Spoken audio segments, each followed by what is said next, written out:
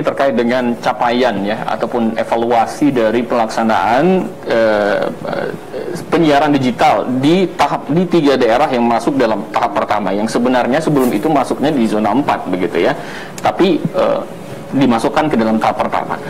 Belum tercapai nih, kalau sebagaimana yang disebutkan oleh Ketua KPID Ria, belum tercapai, banyak daerah yang belum terjangkau, bahkan berhenti 0%, STB sudah dibagikan namun belum bisa digunakan oleh masyarakat. Silakan komentarnya, Bung Asyari. Ya, baik.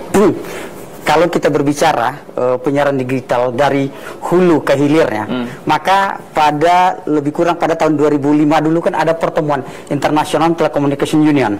Pertemuan itu menghasilkan bahwa penyiaran analog ini sudah terlalu lama dia berjaya, dan dia dalam hal teknis itu boros dalam menggunakan kanal frekuensi. Oleh karena itu lahirlah teknologi waktu itu disebut dengan penyiaran digital, digital broadcasting. Nah, muncul waktu itu adalah Geneva Agreement 06. Dalam dokumen tersebut mengamanahkan bahwa tanggal 17 Juni 2015 seluruh negara di dunia ini harus sudah berpindah dari penyiaran analog dan sudah melakukan penyiaran digital. 2015. Okay. Nah, kita berbicara dari hulu sampai ke hilir. Kemudian dalam konteks Indonesia memahami ini, itu kan dinamika penyiaran digital di Indonesia terjadi pasang surut yang luar biasa, naik turun yang cukup dramatis lah untuk kategori transisi penyiaran. Sebetulnya tarik ulurnya sangat ini sekali, sangat kompleksitasnya cukup memprihatinkan. Bahkan kalau kita belajar kepada negara-negara kontinental di luar sana yang juga seperti Indonesia yang terdiri dari berbagai macam pulau, sebetulnya proses transisi dari analog ke digital itu tidak memakan waktu sepanjang seperti yang dilakukan oleh Indonesia. Relatif lebih cepat. Jauh lebih cepat dibandingkan dengan negara Indonesia. Sejujurnya kalau kita mau buka mau mengatakan real, buka kartu lah, buka kartu. Hari ini apa itu hari ini kita real sampaikan itu. Hari ini Bung Rizal, kondisi Indonesia itu status dalam transisi penyiaran analog ke digital itu ada beberapa negara yang belum melakukan ASO sampai hari ini. Yang pertama itu adalah Papua Nugini, Indonesia, dan beberapa negara-negara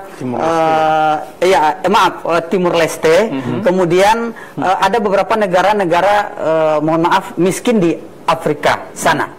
Nah, sedangkan itu negara-negara yang belum melakukan ASO. Sedangkan negara-negara jiran, negara tetangga, Malaysia, Singapura, Brunei, mereka sudah lama meninggalkan penyiaran analog, dan mereka sudah menikmati manfaat dari bertransisi ke penyiaran digital. Itu yang pertama. Yang kedua, dari fenomena global tadi direspon oleh pemerintah Indonesia, itu kan banyak ini nih, pasang surut tadi. Nah, kalau kita baca lagi, itu kan kalau saya nggak salah itu di 2018, itu kan Kominfo dengan Komisi 1 bersepakat. Karena penyiaran ini adalah berhubungan dengan hajat orang banyak, maka transisi ini harus diselesaikan regulasinya dalam konteks undang-undang. Oleh karena itu dari 2018 sampai 2020 penyiaran di Indonesia itu wacana penyiaran digital di Indonesia itu surut kembali. Maka angin segar itu muncul ketika yang disampaikan oleh Ketua tadi, pasal 60A ya Pak Ketua ya, Undang-Undang Cipta Kerja memberikan amanah untuk melakukan transisi itu pasca 2 tahun setelah undang-undang ini disahkan.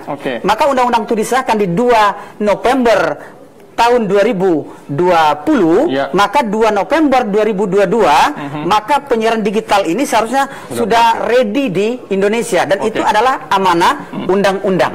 Cuma dalam tataran itu kan cuma amanah undang-undang.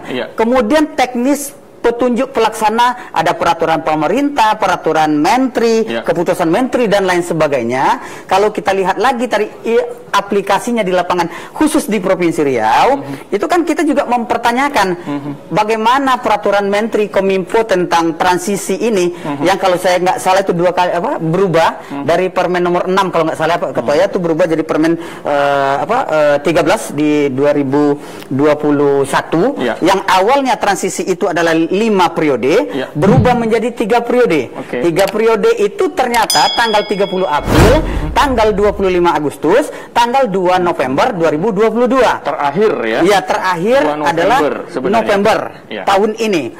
Faktanya di Bumi Melayu ini, Ketua tadi sudah mengatakan, ya, Bengkalis, Selat Panjang atau Kepulauan Meranti, ternyata kondisinya di situ adalah blank spot untuk penyiaran analog, kan begitu Ketua ya?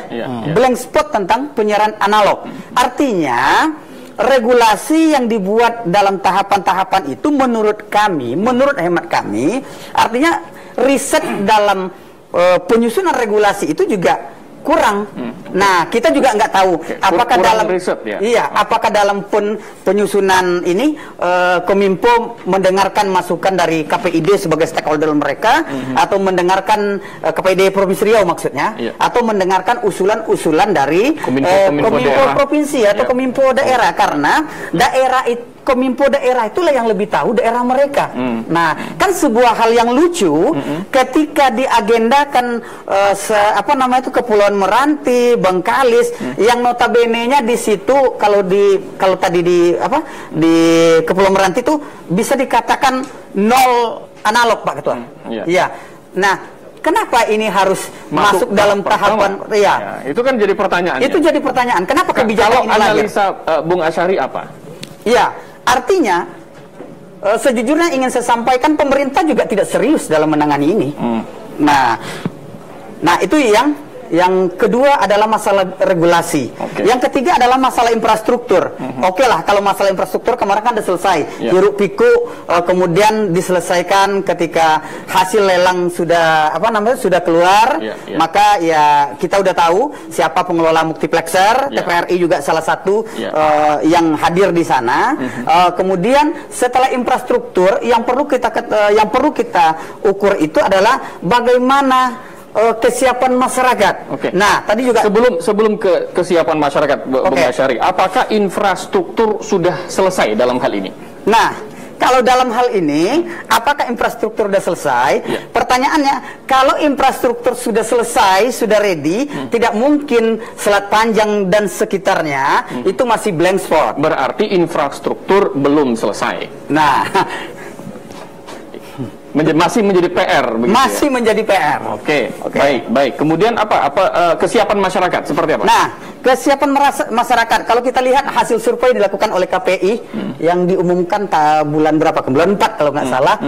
Itu kan hanya sekitar hanya sekitar 29 sekian persen masyarakat yang tahu tentang penyiaran digital. 20? Kalau nggak salah dia 29, sekian. Baik. Nah, itu artinya termasuk rendah atau apa itu? Sangat rendah.